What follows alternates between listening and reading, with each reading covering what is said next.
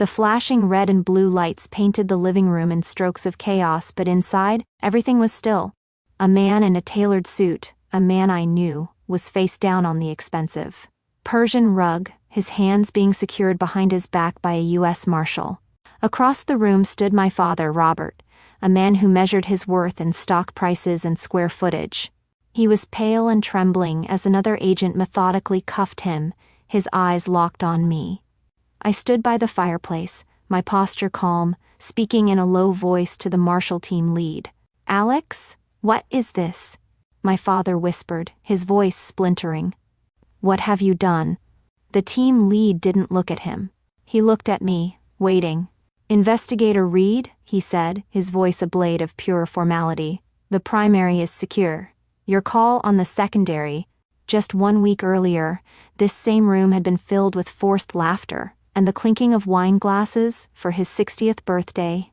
It was an event designed to project a success he hadn't felt in years, ever, since his business empire crumbled under the weight of his own pride.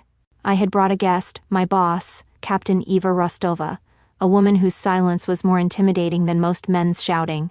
My father, of course, saw her as just another cog in my supposedly meaningless life. He was far more interested in boasting about his new business partner, a charismatic financier named Julian Croft, who was supposedly his ticket back to the top. He introduced the captain dismissively, a wave of his hand erasing her rank. "This is Ava," he announced, "Alex's supervisor from the records department." He then turned to the whole table, his voice booming with condescending cheer. "My Alex works for the government, a glorified paper pusher."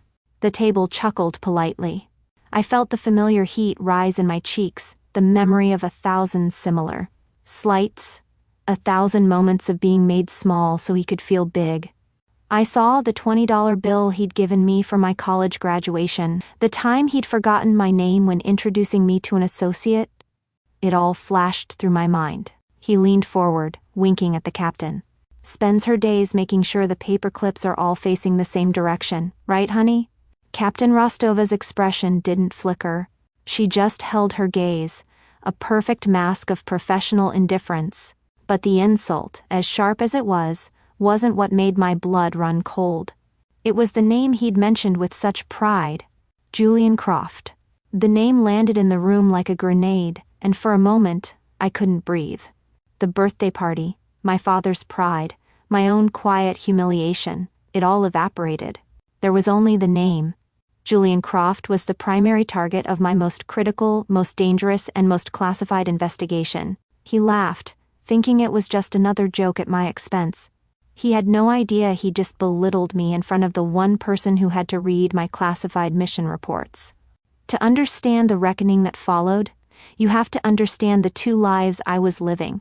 To my father, the world was made of tangible things. Steel beams, concrete foundations, the satisfying weight of a blueprint rolled tight under his arm. His identity had been forged in the dust and noise of construction sites, his self-worth tallied on profit and loss statements. When his company, Reed Construction, went under, a spectacular collapse born from his own risky deals and stubborn pride, it was as if the man himself had been demolished. The silence that followed was deafening, filled only by the echoes of what he used to be. And in that silence he looked at me and saw nothing he recognized. My world wasn't tangible. It was a world of data streams, of patterns hidden in plain sight, of quiet connections that spanned continents in milliseconds. Because he couldn't touch it or see it, he decided it wasn't real. He gave me a nickname one Christmas when I was 19, after I'd spent the afternoon reading a book instead of watching football with him and my cousins. "The Librarian," he'd announced to the room. It was a joke, and everyone laughed. But it stuck. It became the tidy little box he kept me in, a convenient label that dismissed my entire existence as quiet, passive, and utterly irrelevant to the real world of men like him. The embodiment of that real world was my cousin Mark, a man whose greatest ambition was to outsell his competitors in mid-size sedans. Mark owned a moderately successful car dealership, and to my father, that lot full of polished chrome and fresh tires was a cathedral of commerce. I can't count the number of family dinners that were hijacked by lengthy discussions of Mark's quarterly sales reports or his brilliant new marketing slogan. When he needed a down payment for a new annex, my father invested in him without a second thought. The same year he told me money was too tight to help with my final tuition payment. "Now that's a real business," he'd say to me, his tone thick with a mixture of pride for Mark and pity for me. "You can see the results on the lot. What have you got to show for your work, Alex? A government pension?" He saw my life as a slow, gray march toward mediocrity. He pictured me in a dusty, forgotten basement office, surrounded by decaying boxes of federal records, a forgotten corner of the government. The reality was a room with no windows, buried deep in a building that officially didn't exist. The only sound was the low hum of climate-controlled servers and the soft tap of my fingers on a keyboard. To enter, you had to pass through a series of biometric scanners that read your face, your fingerprint, and the very veins in your hand. This was a SCIF, a sensitive, compartmented information facility, and this was my office. I stood at the head of a gleaming black conference table. The faces looking back at me weren't mid-level accountants. They were seasoned task force leaders from the FBI and the DEA. This was my team. This was Operation Blackwater. On the secure screen behind me was a web of names and financial transactions that looked like a spider's nightmare. "Croft isn't moving the money himself," I explained, my voice calm and even, cutting through the sterile silence of the room. "He's using a nested doll structure of shell corporations registered in Delaware, each one owning the next. It's designed to make the ultimate beneficiary impossible to find." I pointed to a cluster of transactions. The suspicious activity reports, the SARS, show a clear pattern of smurfing, dozens of cash deposits, across multiple states, all just under the $10,000 federal reporting threshold. It's a classic, meticulous laundering scheme. I took a breath. We have enough for a geofence warrant to track his known associates. I wanted active by morning. There were no jokes here. There was no condescension. There was only the quiet, focused respect of professionals who knew that my analysis, my quiet, invisible work, was the backbone of an operation that would cripple a global criminal enterprise. Later that night, after the disastrous birthday party, my phone buzzed. It was a text from Mark, the very cousin my father held up as the paragon of success. "Don't listen to him," it read. "He's just jealous you're smarter than he ever was." I appreciated the sentiment, but it was a small comfort. A few minutes later, my mother, a woman who has always treated my father's fragile ego like an unexploded bomb, cornered me in the kitchen. She wrung her hands, her face a mask of anxious apology. "You know how your father is since the business failed," she whispered, as if the truth were a shameful secret. "This Mr. Croft? He's given him his confidence back. He feels important again. Just let him have this, Alex. Please." She was asking me to do what I had always done, make myself smaller so my father could feel big, to stand aside and let him walk into the arms of a man I knew was a monster. For years, I had tried to speak their language of emotion and ego, but my father and the man he was in business with only respected one thing: power. So, I decided I would finally speak to them in the only language they understood. My mother's plea to just let him have this echoed in my head long after she'd left the room. But I knew what she didn't. My father wasn't a partner in some brilliant new venture. He was a mark. He was being groomed. A U.S. citizen with a clean financial history and a desperate, aching need to reclaim. His former glory made him the perfect instrument for a man like Julian Croft. He was a clean slate on which Croft could write a ledger of dirty money. I knew I couldn't just confront him. His pride was a brick wall. Any warning from me would be seen as an attack, another dismissal from the Librarian, and he would run straight to Croft to prove me wrong, compromising everything. So I did the hardest thing I've ever had to do. I stopped thinking like a daughter. In the cold, clear light of my professional reality, my father, Robert Reed, was no longer just my dad. He was a compromised individual, a potential hostile asset who threatened to blow a multi-agency, international investigation wide open. My feelings, they were a liability I couldn't afford. There was only the mission, and the grim, agonizing necessity of protecting it, even from my own family. I had to treat my home as compromised territory. The next morning, I was sitting in a sterile conference room with Captain Rostova and a senior lawyer from the Department of Justice. The air was thick with the unspoken gravity of the situation. With my voice steady, I formally invoked Protocol 7, personal compromise disclosure. I laid out the facts, my tone detached and clinical, omitting the lifetime of emotional baggage that hung on every word. Then came the paperwork. My hand didn't shake as I signed the document authorizing full-spectrum surveillance on my own family home. This wasn't an emotional choice fueled by years of resentment. This was a calculated procedural necessity to preserve the integrity of Operation Blackwater. The strategy was precise. The goal was never to arrest my father, but to let Croft make his final, fatal move. Our intelligence suggested Croft was about to transfer operational control of a major laundering channel, using my father as the signatory. We would let the transaction happen, creating an undeniable, irrefutable chain of evidence that would lead to Croft and the Rojas syndicate.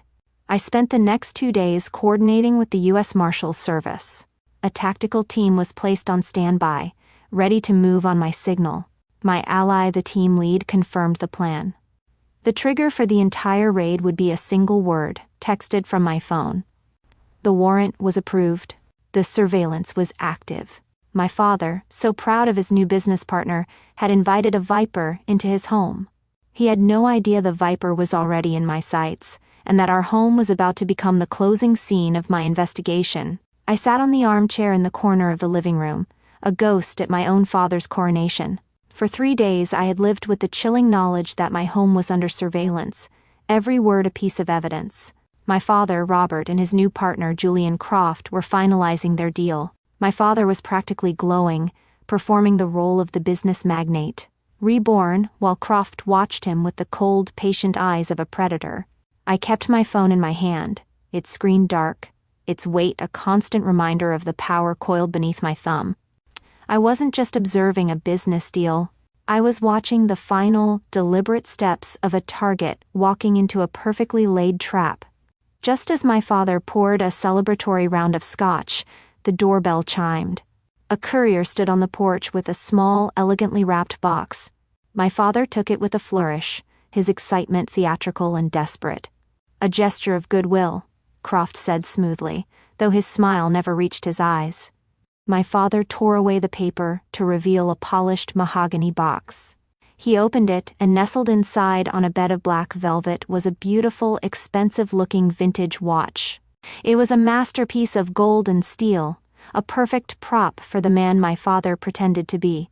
"See, Alex?" he said, his voice dripping with smug satisfaction. "This is a gift between men of substance. A symbol of trust." My father basked in the moment, holding the watch up to the light. He saw a validation of his worth. I saw a down payment, a token meant to purchase my father's compliance and his clean name. Croft nodded slowly. "A token of our new venture," he said. Then, my father turned to me, his dismissal as sharp and practiced as ever. He held out the box. "Here, Librarian. Tell us what it's worth." The old nickname, the final, condescending pat on the head. In that single moment, I felt the weight of every forgotten birthday, every belittled achievement, every time I was told my world was not the real world. It wasn't anger I felt. It was clarity. My eyes never even registered the watch. They were locked on the peculiar, dark red leather cord that had been tied around the box. It was braided in a series of 3 intricate, overlapping knots. It was the symbol. My entire demeanor shifted. The quiet, overlooked daughter receded, replaced by the clinical precision of the investigator.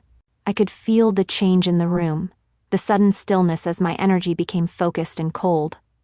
I placed the box on the coffee table. "The watch is a distraction," I said, my voice low and steady, cutting through the silence. I picked up the knotted cord, holding it between my thumb and forefinger. "This is the message." I turned my gaze from the cord and locked eyes with Julian Croft. I saw a flicker of panic in his cold expression. Speaking in fluent, unaccented Spanish, I gave the symbol its name. "The Correa de Sangre," I said. "The blood leash." I switched back to English, my voice like ice. It's the Rojas Syndicate's marker for their chief money launderer. A symbol known to anyone in my line of work? Croft's face, once a mask of charming confidence, crumbled into a canvas of pure animal terror. My father just stared, his mouth hanging open. What are you talking about? Rojas Syndicate? His world was tilting off its axis, and he couldn't comprehend it. Under the table, my thumb moved across the screen of my phone. It found the contact for the Marshall team lead, and I pressed the single word I had typed out hours before: execute. For a heartbeat, there was only the shocked silence in the room. Then, the front door didn't open. It exploded inward, splintering off its hinges. The room was instantly flooded with a whirlwind of black tactical gear and the deafening roar of shouted commands. U.S. Marshals. Hands where I can see them. Croft was slammed against a wall before he could even stand up. My father, sputtering in disbelief, was pushed into a chair, his hands secured behind his back. "There's been a mistake," he yelled, a voice thin with panic. "I'm a respected businessman. You have no idea who I am." The Marshall team lead moved past my father as if he were a piece of furniture, his focus entirely on me. He stopped a few feet away, his expression all business. He spoke with formal deference, his voice clear over the noise of his team securing the scene. "Investigator Reed, the scene is secure. Your call?" My father's shouting died in his throat. His face slackened with dawning, horrified comprehension as he watched the commander of a federal tactical team defer to his paper pusher daughter. He finally saw me. My father had spent my entire life teaching me his definition of respect. In the end, it only took 2 words from a U.S. Marshal for him to finally learn mine. In the ringing silence that followed the raid, as the flashing lights were replaced by the methodical sweep of evidence markers, I made a choice. I did not watch them lead my father away. I heard his confused, broken protests, but I turned my back, not out of cruelty, but out of necessity. The part of me that was his daughter had to recede, to make room for the professional who had a job to finish. My voice was calm, and even as I directed the agents from the Financial Crimes Unit, "Secure all personal laptops and hard drives first," I ordered, pointing toward my father's home office. "And bag the watch box separately. The cord is the key piece of evidence." My team, my real team, moved with a quiet efficiency around me. There were no words of pity, no awkward glances. There was only a shared, unspoken understanding. Captain Rostova placed a hand briefly on my shoulder, a gesture not of sympathy but of solidarity. In their eyes I saw what I had never seen in my father's: unconditional respect. I was not the librarian here. I was not a paper pusher. I was Investigator Reed, and I had just closed the most important case of my career. The wreckage in the living room was not just the end of a criminal enterprise. It was the demolition of a narrative that had defined my entire life. 6 months later, I stood on a podium in a cavernous, flag-draped hall at the Department of Justice. The air was heavy with the weight of tradition and authority. Captain Rostova, her face betraying a rare, proud smile, stepped forward and pinned the Distinguished Service Medal to my suit jacket. The medal felt heavy, substantial, a tangible counterpoint to the years I'd felt invisible. A speaker read the formal citation, the sanitized language of bureaucracy barely concealing the high-stakes reality of our work. They spoke of the complete dismantlement of the Rojas Syndicate's North American financial network, of over $200 million in seized assets, and of a critical threat to national security being neutralized. The success of Operation Blackwater, they said, was due to the leadership and unparalleled analytical acumen of its lead investigator. And as my name was spoken, the title that appeared on the large screen behind me was new. It wasn't just lead investigator anymore. It was section chief. I had not just won a case. I had earned a new place. I had built a new world for myself, brick by methodical brick, in the quiet rooms my father had always disdained. As for my father, he never saw the inside of a prison cell. In exchange for his full and immediate cooperation, testifying against what remained of Croft's network, he was given 5 years of probation. The real sentence, though, was the one the world handed him. The fines and legal fees liquidated every last cent of his assets, The story was picked up by the financial press, and the name Robert Reed, once a symbol of failed ambition, was now irrevocably linked to a cartel money laundering scheme. His legacy, the thing he had been so desperate to rebuild, was a ruin of public shame. He had lost everything. After the ceremony, as I was shaking hands, my phone buzzed in my pocket. It was a text from my cousin Mark. I saw the DOJ press release. "Knew you were a secret agent," it read. "Dad's a fool. You're buying me dinner." A real, genuine smile spread across my face. It was a simple message, but it was everything. It was an alliance forged in the ashes of our family's dysfunction, a quiet acknowledgement that he had always seen me, even when others refused to. A few weeks later, I was in my new corner office, the Washington Monument visible from my window. I was walking a new junior investigator, a sharp, quiet young woman who reminded me of myself, through the labyrinth of a complex case file. I found myself being patient, explaining the intricate patterns, mentoring her in the same way Rostova had once mentored me. This, I realized, was my new family, a community built not on blood or obligation, but on competence, integrity, and a shared mission. This was my legacy. My phone pinged with a new email. The sender was Robert Reed. The subject line just said, "Alex." I opened it and read the first rambling line, a sentence already dripping with self-pity and excuses for his mistakes. I didn't feel anger or sadness. I felt nothing. My peace was no longer his to disturb. With a quiet click, I archived the message without finishing it and turned back to my work. My father believed a legacy was something you inherit.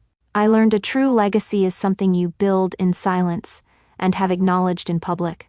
If you've ever had to prove your worth to people who refuse to see it, share your story below. In this community, your expertise is always recognized.